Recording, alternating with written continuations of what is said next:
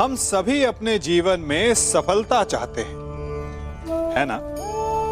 उसके लिए हम रात दिन परिश्रम करते हैं, कड़ी मेहनत करते हैं, परंतु फिर भी असफल हो जाते हैं। परंतु ऐसा क्यों होता है? कभी सोचा आप सबने? क्योंकि सफलता पाने का मंत्र बड़ा कठिन नहीं, बड़ा सरल है। उचित विचार, उचित समय, उचित स्थान पर उचित प्रहार।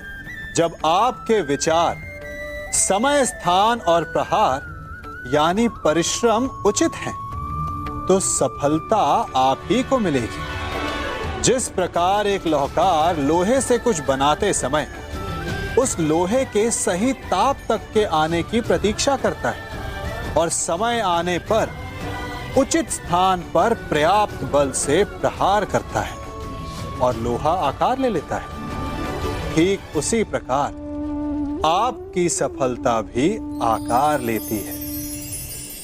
हम सभी कभी न कभी, कहीं न कहीं अपने जीवन में यात्रा अवश्य करते हैं। हमारी यात्रा में कभी पक्के रास्ते आते हैं तो कभी कच्चे रास्ते। पक्के रास्ते मनुष्य बनाता है और कच्चे रास्ते जानते हैं कैसे बनते हैं? चलते चलते बन जाते हैं।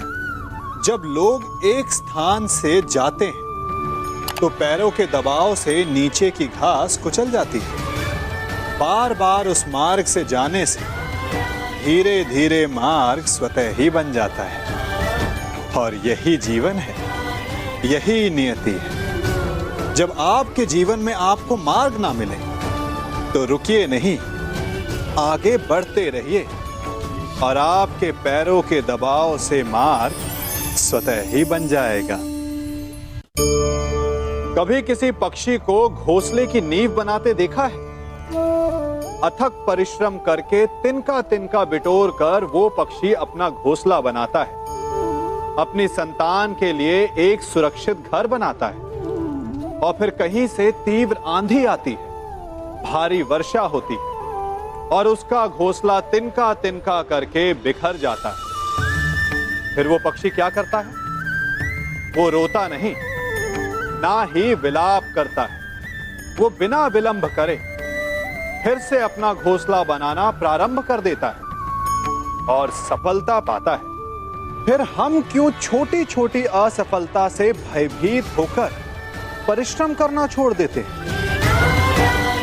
एक बात सदा स्मरण रखिएगा, हर वृक्ष कुल्हाड़ी की एक मार से नीचे नहीं गिरता, हर चट्टान घन के एक प्रहार से नहीं टूटती।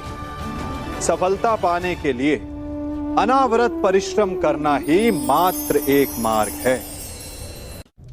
हम सभी को अपने जीवन में कभी ना कभी निराशा मिलती है, असफलता मिलती है और अधिकतर लोग इसके पश्चात भाग्य का रोना लेकर बैठ जाते हैं। कुछ कहते हैं कि जिस स्थान पर मैं हूं उससे कई ऊंचे स्थान पर होने के योग्य था, परंतु नहीं जा पाया।